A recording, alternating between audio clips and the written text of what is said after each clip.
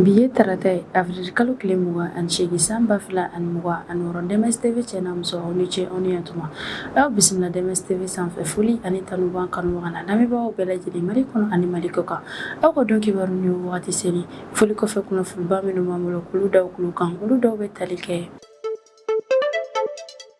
An bɛ wagati min na i n'a fɔ ko bi an ka Maliba a bɛ to i yɛrɛ la wa ni wagati yɛrɛ la maliden cɛman n'a musoman denmisɛnnin fara maakɔrɔba kan bɛɛ lajɛlen yɛrɛ dusuma kasilen yɛrɛ don ka sababuya yɛrɛ kɛ an ka jamana lafasalikɛ minisiri ale ka banniko yɛrɛ o ko kun yɛrɛ la an y'a ye k'a fɔ ko kari tɛmɛnen avril kalo tile 26 san 2026 an ka jamana gouvernement de la transition ma olu yɛrɛ bɔra ni ka ni laseli yɛrɛ kɛ kɛrɛnkɛrɛnnenya la ka yira maliden bɛɛ lajɛlen yɛrɛ la k'a fɔ ko bamacuwale maaw nana attaque min yɛrɛ kɛ sibiri tɛmɛnen avril kalo tile 25 san 2026 k'u ye attaque kɛ ni ka ɲɛsin kɛrɛnkɛrɛnnenya la an ka jamana lafasalikɛ minisiri le général de corps d'armée Sadio Kamara ale ka so yɛrɛ ma kati yɛrɛ kɔnɔna na wale min yɛrɛ kɛra sababu yɛrɛ ye ni ka général de corps Sadio Kamara ale yɛrɛ bɔnɛ ani na.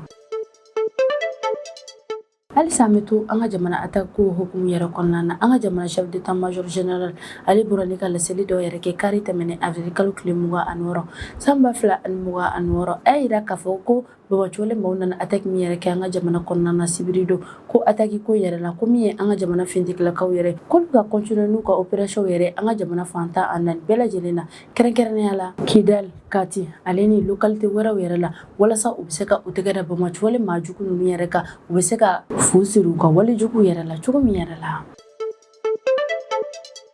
Sibiri tɛmɛnen avril kalo tile 25 san 2026 Mali population olu yɛrɛ wulila ni kunnafoniya kolo yɛrɛ ka d'a kan kunnafoniya yɛrɛ kun bɛ ka cari bɔlɔlɔsira fantan a naani bɛɛ lajɛlen na k'a yira k'a fɔ ko attaque yɛrɛ kɔni kɛra an ka Mali jamana yɔrɔ caman yɛrɛ la attaque minnu yɛrɛ kɛra bamacuwale maaw yɛrɛ fɛ kɛrɛnkɛrɛnnenya la Kati, Sevare, Gao, Kidal, ale ni Bamako yɛrɛ kɔnɔna na u y'u ka ni attaque ninnu yɛrɛ kɛ yɔrɔ caman wale min yɛrɛ kɛra sababu yɛrɛ ye ni ka maa caman yɛrɛ bila jatigɛ yɛrɛ kɔnɔna na maa dɔw yɛrɛ kɔni bɔnɛna u ɲɛna ka sababuya yɛrɛ kɛ bamacuwale maa ninnu yɛrɛ ka attaque senw yɛrɛ an ka jamana gouvernement maaw yɛrɛ ka kɔrɔfɔla attaque yɛrɛ kɛra sababu yɛrɛ ni ka maa 16 yɛrɛ jogi minnu yɛrɛ bɛ tali kɛ civil ale ni militaire yɛrɛ la chef d'état major général ale ka kɔrɔfɔ yɛrɛ la a yira k'a fɔ ko ka sababu yɛrɛ kɛ an ka jamana finitigilaakaw yɛrɛ ka teliya kojugu yɛrɛ k'u sera ka bamacuwale maa caman yɛrɛ de bɔnɛ u ni na. Kari tɛmɛnen avril kalo tile 26 san 2026 an ye kunnafoniya dɔw yɛrɛ sɔrɔ kunnafoniya min yɛrɛ bɔra source dɔw yɛrɛ ka yɔrɔ minnu na u y'a yira k'a fɔ ko min ye an ka jamana sanfɛ kɛlɛkɛcɛw yɛrɛ k'olu ye bamacuwale maaw dagasigiyɔrɔ dɔw yɛrɛ bombardier Goroma zone yɛrɛ kɔnɔna na ni nin yɔrɔ kɔfɛlen yɛrɛ bɛ Gao région yɛrɛ de kɔnɔna na. I n'a fɔ an bɛɛ lajɛlen b'a kalama ka sababuya yɛrɛ kɛ bamacuwale maaw yɛrɛ ka attaque yɛrɛ min yɛrɛ kɛra sibiri tɛmɛnen avril kalo tile 26 san 2026 an ka Mali jamana yɔrɔ caman yɛrɛ la o kɛra sababu yɛrɛ min yɛrɛ an ka jamana pankurusoba yɛrɛ ni olu yɛrɛ y'u ka baara yɛrɛ jɔ sanga 24 yɛrɛ kɔnɔna na a yirala k'a fɔ ko sanga 24 tɛmɛnen yɛrɛ min yɛrɛ an ka jamana pankurusoba yɛrɛ aéroport Modibo Keyita yɛrɛ k'olu seginna ko kura n'u k'u ka baaraw yɛrɛ daminɛ. I n'a fɔ tu y'a fɔ ɲɛna cogo min na an ka kunnafoniyaw yɛrɛ daminɛ yɛrɛ la an bɛ wagati min na i n'a fɔ ko bi Mali jamana kɔnɔdenw bɛɛ lajɛlen yɛrɛ bɛ don i yɛrɛ la wa ni wagati yɛrɛ la bɛɛ lajɛlen dusuma kasilen yɛrɛ don ka sababu yɛrɛ kɛ bamacuwale maaw yɛrɛ ka walejugu yɛrɛ wale minnu yɛrɛ kɛra sababu yɛrɛ ni ka maa caman yɛrɛ bɔnɛ u ni na o kɔ hukumu yɛrɛ la an y'a ye k'a fɔ ko an ka jamana gouvernement de transition maaw olu bɔra ni ka laseli dɔ yɛrɛ kɛ kari tɛmɛnen avril kalo tile 26 san 2026 min na u y'a yira k'a fɔ ko an ka jamana ministre de défense ni o ye an ka jamana lafasalikɛ minisiri yɛrɛ ni ale bɛ wele ko le général de corps d'armée Sadio Kamara ko ale yɛrɛ taɲana ka sababuya yɛrɛ kɛ bamacuwale maaw yɛrɛ ka attaque yɛrɛ u ye min yɛrɛ kɛ sibiri tɛmɛnen avril kalo tile 26 san 2026 nin wale yɛrɛ kɛra choc ba yɛrɛ de maliyɛn den bɛɛ lajɛlen yɛrɛ bolo ka d'a kan maa si yɛrɛ kɔni sigilen yɛrɛ kun tɛ ni le général de corps d'armée Sadio Kamara ale ka saya yɛrɛ ye nka an ka jamana gouvernement maaw yɛrɛ de ni communiqué officiel yɛrɛ cari communiqué min yɛrɛ bɛ tali kɛ communiqué numéro 2026-00D min b'a confirmer k'a fɔ ko tiɲɛ yɛrɛ la ko le général de corps d'armée Sadio Kamara k'ale yɛrɛ taɲana an bɛ wagati min na i n'a fɔ ko bi hakilinajigi yɛrɛ la nin wale yɛrɛ bɛɛ lajɛlen yɛrɛ daminɛna sibiri tɛmɛnen sɔgɔmadafɛla wagati yɛrɛ la ka d'a kan u ye walejugu ninnu yɛrɛ daminɛ ka sanga ni nɛgɛ kaɲɛ 5 wagati yɛrɛ de ye gouvernement maaw yɛrɛ ka kuma lasela ale ka kɔrɔfɔ yɛrɛ la ale yɛrɛ k'a fɔ ko bamacuwale maaw yɛrɛ u ɲɛsin kɛrɛnkɛrɛnnenya la général de corps d'armée Sadio Kamara ale ka so yɛrɛ de ma wa ko attaque yɛrɛ daminɛna na ni mobili piégé dɔ yɛrɛ mobili min yɛrɛ fan bɛɛ lajɛlen kun ye fɛn pɛrɛta yɛrɛ de ni bɛnbɔcolen maaw yɛrɛ ka maa dɔ yɛrɛ de kun bɛ ka o mobili yɛrɛ boli ale yɛrɛ y'a ani yɛrɛ de sara ka ni ka mobili yɛrɛ boli ka d'a kan maa min yɛrɛ bɛ ka mobili yɛrɛ boli fɛn pɛrɛta min yɛrɛ kɔni b'a kɔnɔna ni fɛn pɛrɛta yɛrɛ cira o bɛ kɛ sababu yɛrɛ ni k'ale yɛrɛ bɔnɛ ani na bɛnbɔcolen maa ninnu ka ataki yɛrɛ kɔfɛ a yirala k'a fɔ ko min ye an ka jamana fintigilakaw yɛrɛ k'olu ye wulikajɔba yɛrɛ kɛ ni ko yɛrɛ la teliya yɛrɛ kɔnɔna na walasa u bɛ se ka dankari bɛnbɔcolen maa ninnu yɛrɛ kan nin walejugu ninnu yɛrɛ la wa yirala k'a fɔ ko min yɛrɛ ye général de corps d'armée Sadio Kamara yɛrɛ ko ale yɛrɛ fana tun bɛ ka tiriw yɛrɛ kɛ ni ka ɲɛsin bɛnbɔcolen maa ninnu yɛrɛ ma nka ko général de corps d'armée Sadio Kamara k'ale joginna kosɛbɛ o la ko min ye an ka jamana fintigilakaw yɛrɛ k'olu yɛrɛ ye nin maa kofɔlen yɛrɛ ta teliya yɛrɛ la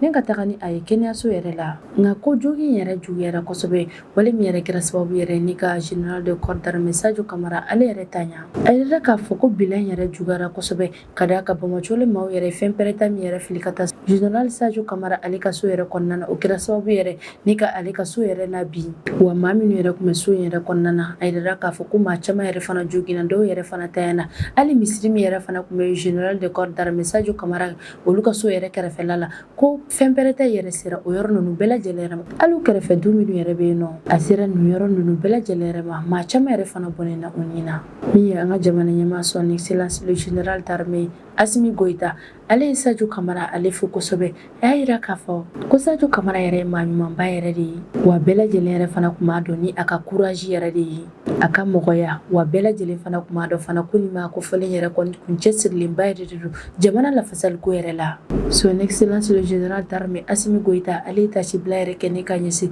Sadio Kamara yɛrɛ ma a n'a ka denbaya o bɛɛ lajɛlen yɛrɛ ma k'a yira bɛɛ lajɛlen na k'a fɔ ko nin ko yɛrɛ digilen bɛ ale la wa an bɛ wagati min na i n'a fɔ ko bi ko a dusuma kasilenba yɛrɛ de don o kosɔn u ye hommage belebele yɛrɛ kɛ ne ka ɲɛsin le général de corps d'armée Sadio Kamara ale yɛrɛ ma u y'a yira k'a fɔ ko u bɛna tile fila den yɛrɛ kɛ Sadio Kamara ale tɔgɔ la walasa u bɛ se ka tasibila yɛrɛ kɛ ne ka ɲɛsin a ma u ye général de corps d'armée Sadio Kamara ale fo kosɛbɛ kosɛbɛ ka d'a kan a bilala baara min yɛrɛ la ni o de ye faso lakanako yɛrɛ ko kabi a sigira a ka poste yɛrɛ la fo ka n'a bila a tayani dɔ yɛrɛ ma ko a y'a ka cɛsiri dɔrɔn yɛrɛ de yira nin baara yɛrɛ kɔnɔna na hali a ka saya min yɛrɛ filɛ nin ye k'a yɛrɛ de ye a nin di saya yɛrɛ ma walasa a bɛ se ka jamana kɔnɔdenw yɛrɛ bila lakana yɛrɛ kɔnɔna na cogo min yɛrɛ la an kɔni bɛ wagati min na i n'a fɔ ko bi maliden bɛɛ lajɛlen yɛrɛ dusuma kasilenba yɛrɛ de don ka sababuya yɛrɛ kɛ général de corps d'armée Sadio Kamara ale ka banniko yɛrɛ an bɛ dugawu yɛrɛ de kɛ ala ka baarabara dali yɛrɛ nɔgɔya ani silamɛsuw bɛɛ lajɛlen yɛrɛ o kɔfɛ an bɛ dugawu yɛrɛ de kɛ ala k'an ka Mali jamana yɛrɛ lakana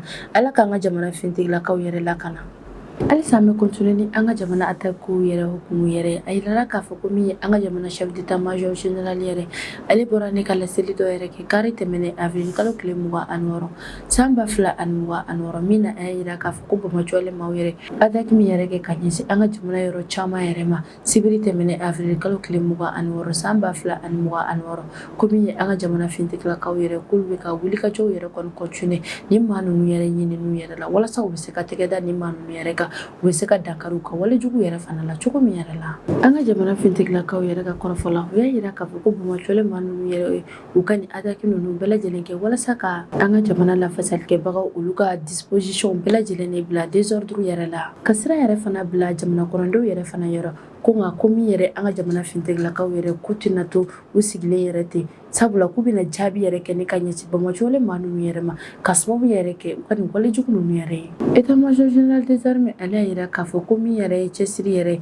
ko o yɛrɛ sabatilenba yɛrɛ de bɛ an ka jamana fintigilakaw yɛrɛ yɔrɔ sabula k'u ye dispositif bɛɛ lajɛlen yɛrɛ ta wa u ye camanba yɛrɛ fana fara u ka fɛɛrɛw yɛrɛ kan jamana kɔnɔdenw n'u bololafɛnw lakanako yɛrɛ kama min an ka jamana autorité maaw yɛrɛ u ye couvre-feu dɔw yɛrɛ daminɛ jamana yɛrɛ kɔnɔna na walasa jamana kɔnɔdenw bɛ se ka bila lakana kɔnɔna na cogo min yɛrɛ la min an ka jamana fintigilakaw olu ka patrouille ye ale ni force de défense maaw kami wagati min na i n'a fɔ ko bi k'olu cayalenba yɛrɛ de wa k'u carilen don an ka jamana fantan a nani bɛɛ lajɛlen yɛrɛ la jamana kɔnɔdenw ka lakana yɛrɛ kama contrôle minnu yɛrɛ fana tun bɛ kɛ an ka jamana dondaw yɛrɛ la a n'a bɔdaw yɛrɛ la k'u ye camanba yɛrɛ fana fara o contrôle yɛrɛ kan. Armée y'a yira k'a fɔ ko min ye an ka jamana force de défense maw ye k'u bɛna continuer u ka cɛsiriw yɛrɛ fɛ jamana lakanako yɛrɛ kama k'ali n'a sɔrɔ an bɛ wagati min na i n'a fɔ ko bi k'u dusuma kasilen yɛrɛ de don k'u tɛna olu yɛrɛ bali jamana kɔnɔdenw n'u bololafɛnw lakanako yɛrɛ kama k'u tɛna sɔn fewu jugu yɛrɛ ka s'u la k'ali n'a sɔrɔ u ni yɛrɛ de bɛ to nin ko yɛrɛ la k'olu yɛrɛ kɔni b'u bɛɛ lajɛlen yɛrɛ kɛ jamana kɔnɔdenw ka lafiya yɛrɛ kosɔn. Ko kumadema maaw yɛrɛ ye foli belebele kɛ ne ka ɲɛsin an ka jamana fintigilakaw bɛɛ lajɛlen yɛrɛ ma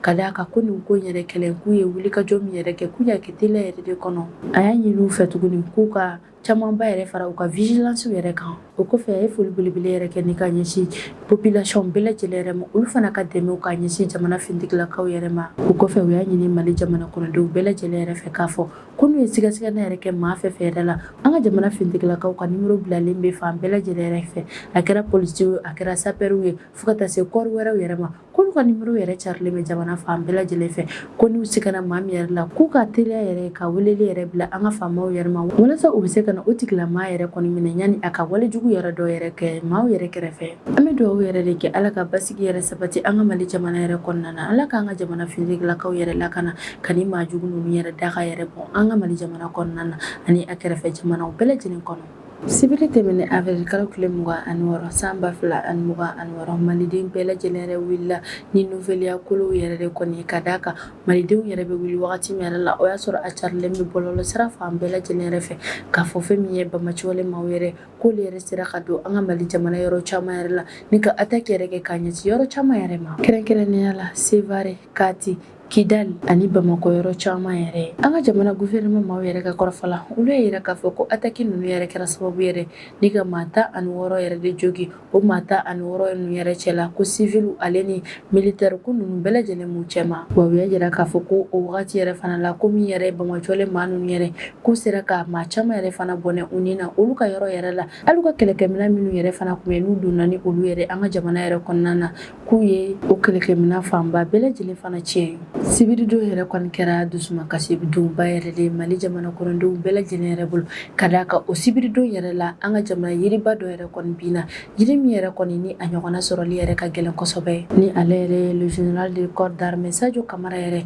ale ka tayani yɛrɛ kɔni digira maa caman yɛrɛ la maa caman yɛrɛ kɔni i da don ni maa kofɔlen ale ka cɛsiri yɛrɛ la Mali ko yɛrɛ la min ye an ka jamana fintigilakaw yɛrɛ olu yɛrɛ kɔni continuer n'u ka cɛsiriw yɛrɛ ale n'u ka opération yɛrɛ ka ɲɛsin bamacɔle maa ninnu yɛrɛ ma o de kosɔn an ka jamana chef d'état-major général ale yɛrɛ bɔra ni ka jamana kɔnɔndenw yɛrɛ la informer situation ninnu yɛrɛ la chef d'état-major général yɛrɛ de y'a yira k'a fɔ ko bamacɔle maa caman yɛrɛ bɔnnen na u ni na o y'a yira k'a fɔ k'u ka équipement ni o y'u ka kɛlɛkɛminɛnw yɛrɛ ko caman yɛrɛ fana tiɲɛna an ka Mali jamana gouvernement olu ka porte-parole ni o y'u ka kuma lasela yɛrɛ ni ale bɛ wele ko général Issa Ousmane Coulibaly ale yɛrɛ de bɔra ni ka communiqué kɛrɛnkɛrɛnnen dɔ yɛrɛ cari sibiri sufɛla yɛrɛ la ale ka communiqué yɛrɛ de kɔnɔna na ale de y'a confirmé k'a fɔ ko maa 16 yɛrɛ de jogila nin ko in yɛrɛ senfɛ wa k'an bɛ wagati min na i n'a fɔ ko bi k'u ye olu bɛɛ lajɛlen yɛrɛ ta ni ka taa n'u ye kɛnɛyaso yɛrɛ la gouvernement maaw y'a ɲini population bɛɛ lajɛlen yɛrɛ fɛ k'u ka to calme yɛrɛ kɔnɔna na wa ko n'u sigasigara maa fɛn fɛn yɛrɛ la k'u ka wuli teliya yɛrɛ la ni ka an ka jamana fintigilakaw yɛrɛ kunnafoniya wa k'u ka na sɔn fewu ni ka u yɛrɛ ta kunnafoni kolow yɛrɛ fana dɔw yɛrɛ fɛ minnu bɛ ka cari bɔlɔlɔsiraw yɛrɛ kan ko walasa u ka se ka kunnafoniya jɛlɛ kunnafoniya ɲuman yɛrɛ sɔrɔ k'u ka gouvernement maaw yɛrɛ ka kunnafoniya officiel de sɛgɛrɛ u ye bamacɔle maaw yɛrɛ ka ni attaque ninnu yɛrɛ condamné u y'a yira k'a fɔ ko an ka jamana fintigilakaw ka cɛsiri ani population maaw ka cɛsiri ko yɛrɛ tɛna to ten gansan kari tɛmɛnen avril kalo tile 26 san 2026 an ka jamana chef d'état-major général ale ye communiqué dɔ yɛrɛ cari communiqué min yɛrɛ kɔnɔna na a y'a yira k'a fɔ ko alerte yɛrɛ fanga bonyana kosɛbɛ jamana fantan a nani bɛɛ lajɛlen na o la ko couvre-feu yɛrɛ daminɛna jamana yɔrɔ caman yɛrɛ la min ye an ka patrouille militaire yɛrɛ an ka jamana fintigilakaw yɛrɛ k'olu yɛrɛ fana nombre cayalenba yɛrɛ de don an bɛ wagati min na i n'a fɔ ko bi hali an ka jamana donda n'a bɔda minnu yɛrɛ fana tun bɛ contrôler ko camanba yɛrɛ fana farala o yɔrɔ ninnu contrôle yɛrɛ fana kan chef d'état-major général y'a yira k'a fɔ ko bamacɔle maaw yɛrɛ ɲinini Kidal ale ni Gawo région yɛrɛ kɔnɔna na ko o yɛrɛ bɛ ka continuer an ka jamana fintigilakaw yɛrɛ fɛ ale ni zone wɛrɛw yɛrɛ fana la o kɔfɛ a ye hakilinasigi kuma yɛrɛ fɔ maliden bɛɛ lajɛlen ye ko maa si yɛrɛ kana siran sabula ko an ka jamana fintigilakaw olu kɛn bɛ ni ka situation yɛrɛ contrôler wa k'u cɛsirilenba yɛrɛ de don Mali jamana lafasaliko yɛrɛ la k'u tɛna sɔn fewu bamacɔle maaw yɛrɛ ka don ni ka nin wale sugu ɲɔgɔn yɛrɛ fana kɛ jamana yɛrɛ kɔnɔna na Kari tɛmɛnen avril kalo tile 26 san 2026 an ye kunnafoniya dɔw yɛrɛ sɔrɔ ka bɔ source dɔw yɛrɛ yɔrɔ. Kunnafoniya minnu yɛrɛ kɔnɔna na a yirala k'a fɔ ko an ka jamana sanfɛ kɛlɛkɛcɛw yɛrɛ k'olu yɛrɛ ye bombardement dɔw yɛrɛ kɛ ni ka ɲɛsin Bamakɔcɔle maaw yɛrɛ ka jɛkulu dɔw yɛrɛ ma. Olu da ka sigiyɔrɔ min yɛrɛ kun bɛ Gourma zone yɛrɛ kɔnɔna na ni nin yɔrɔ kɔfɛlen yɛrɛ bɛ Gao région de kɔnɔna na ko an ka jamana sanfɛ kɛlɛkɛcɛw k'olu yɛrɛ ye bombardement ba yɛrɛ kɛ ni ka ɲɛsin o Bamakɔcɔle maa ninnu yɛrɛ da ka sigiyɔrɔ yɛrɛ ma. A yirala k'a fɔ ko an ka jamana finitigi filɛ nin ye ka ni opération min yɛrɛ kɛ k'o ye sibiri tɛmɛnen opération tɔ yɛrɛ de ka d'a kan k'u continuera Bamakɔcɔle maa ninnu yɛrɛ ɲinini yɛrɛ de fɛ jamana fantan a naani bɛɛ lajɛlen yɛrɛ la o de kosɔn u taara bɔ ni maa ninnu yɛrɛ ka Gourma zone yɛrɛ kɔnɔna na o kɔfɛ u ka sɔrɔ ka farabujugu yɛrɛ kɛ ni ka ɲɛsin olu da ka sigiyɔrɔ yɛrɛ ma. O source kelen ninnu yɛrɛ y'a yira k'a fɔ k'o don kɔfɛlen yɛrɛ la k'an ka jamana finitigilakaw ye attaque kɛ ni ka ɲɛsin maa maramafɛntigi dɔw yɛrɛ ma minnu yɛrɛ sigiyɔrɔ kun bɛnnen bɛ Mayandouye zone yɛrɛ kɔnɔ. K'u ye ni Bamakɔcɔle maa ninnu yɛrɛ repéré n'u ka sanfɛ kɛlɛkɛminɛnw yɛrɛ wa u bɛ attaque kɛ ni ka ɲɛsin u ma wagati min yɛrɛ la k'o y'a sɔrɔ u kun labɛnnen don k'u kun bɛ fɛ ka déplacer ka bɔ o yɔrɔ in yɛrɛ la ni ka u kun da Gao région yɛrɛ kɔnɔna ma. O source kelen ninnu y'a yira k'a fɔ k'an bɛ wagati min na i n'a fɔ ko bi ko Bamakɔcɔle maa caman yɛrɛ kɔni bɛ ka u ta yɔrɔ yɛrɛ ɲini sabula k'u yɛrɛ jɔrɔlenba yɛrɛ de don nin wagati ninnu yɛrɛ la o la ko minnu yɛrɛ ka surun nin zone ninnu yɛrɛ la ko caman yɛrɛ bɛ ka u yɛrɛ ɲini nin wale in bɛɛ lajɛlen b'a yira k'a fɔ ko hali n'a sɔrɔ an ka jamana finitigilakaw olu dusuma kasilen don maa caman yɛrɛ fana bɛ ka kuma jugu yɛrɛ ta ni k'u sɛgɛrɛ wale min yɛrɛ bɛ se ka kɛ sababu yɛrɛ ni ka u fanga dɔgɔya nka o bɛɛ n'a ta u bɛ k'u ka cɛsiri yɛrɛ de yira malidenw bɛɛ lajɛlen na k'a fɔ k'olu ka baara yɛrɛ de maliden cɛman n'a musoman bɛɛ lajɛlen yɛrɛ lakananiko yɛrɛ o la o de y'a to u bɛ ka continuer u ka opération ninnu yɛrɛ fɛ an bɛ dugawu yɛrɛ de kɛ Ala k'an ka jamana finitigilakaw yɛrɛ lakana Ala ka basigi yɛrɛ sabati an ka Mali jamana kɔnɔ. Ka sababu yɛrɛ kɛ Bamakɔcɔle maaw yɛrɛ ka sibiri tɛmɛnen attaque yɛrɛ ye min ye an ka jamana autorité maaw yɛrɛ olu yɛrɛ ye an ka jamana pankurusoba yɛrɛ ni o ye aéroport Modibo Keyita yɛrɛ ni ka o baaraw yɛrɛ jɔ sanga 24 yɛrɛ kɔnɔna na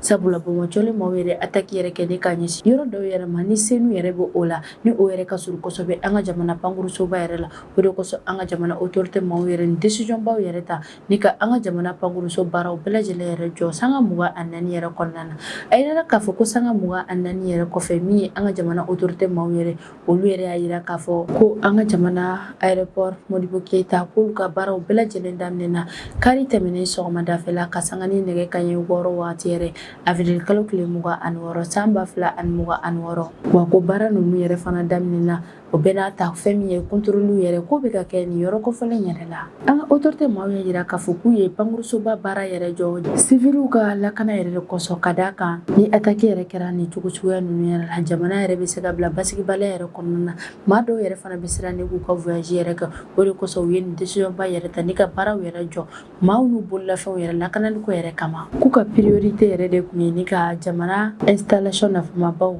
olu bɛɛ lajɛlen de bila lakana yɛrɛ kɔnɔna na yan'u ka segin kokura n'u ka baaraw yɛrɛ daminɛ ko kari tɛmɛnen sɔgɔmadafɛla nɛgɛ kanɲɛ 6 wagati yɛrɛ la ko pankuru fɔlɔw yɛrɛ jiginna Mali jamana yɛrɛ kɔnɔna na minnu yɛrɛ bɔra ko ka jamanaw yɛrɛ kɔnɔna na ko fɛn min yɛrɛ fana ye voyage yɛrɛ k'olu bɛ ka continuer aéroport Modibo Keyita yɛrɛ la voyagekɛla minnu yɛrɛ bɛ yen nɔ ni olu yɛrɛ ye danayamaw ye ko contrôle yɛrɛ kun bɛ ka kɛ étape minnu yɛrɛ kɔnɔna na k'u sera ni k'u muɲu o wagati ninnu yɛrɛ kɔnɔna na k'u bɛ olu yɛrɛ fɔ kosɛbɛ nin wale in bɛɛ lajɛlen b'a yira k'a fɔ ko nin situation yɛrɛ kɔni k'a contrôlelen yɛrɛ bɛ an ka jamana finitigilakaw yɛrɛ bolo sabula ni situation yɛrɛ kɔni kun ma contrôler an ka jamana autorité maaw yɛrɛ kun tɛna sɔn fiyewu ni ka pankurusoba in yɛrɛ dayɛlɛ ka baara yɛrɛ daminɛ nin yɔrɔ kɔfɛlen yɛrɛ la n'i y'a ye baara yɛrɛ kɔni daminɛna o b'a yira k'a fɔ ko situation yɛrɛ kɔni calmelen don wa an ka jamana finitigilakaw olu bɛ ka cɛsiri yɛrɛ kɔni ba kɛ terrain yɛrɛ sanfɛlaw la walasa u bɛ se ka dankari Bamakɔcɔle maaw ka menaces yɛrɛ la nin b'a yira k'a fɔ ko jamana kɔnɔdenw ka k'u hakili sigi ka segin kokuranin k'u ka baaraw yɛrɛ daminɛ sabula min yɛrɛ an ka jamana installation baw yɛrɛ olu ka baaraw bɛɛ lajɛlen daminɛna ni ne bɛ dan sigi an ka bidon kibaru kan m'an kanubaga n'a lamɛnbagaw bɛɛ lajɛlen fɔ Mali kɔnɔ ani Mali kɔ kan aw k'an bɛn a ɲɔgɔnna wɛrɛ ma